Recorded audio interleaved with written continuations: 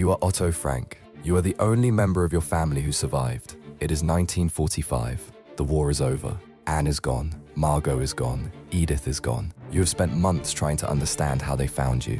Then a letter arrives. Anonymous. No return address. Inside, a name.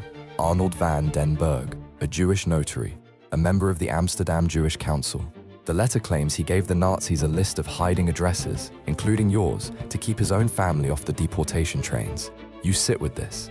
You think about a father choosing between strangers and his children. You think about an impossible choice inside a machine designed to grind everyone down. And then you destroy the letter. You never speak his name. Not once. Not to anyone. You carry it for 30 years, until the day you die. For 80 years, the world searched for a Nazi collaborator. The answer was a Jewish father doing exactly what you might have done. Full episode on the channel.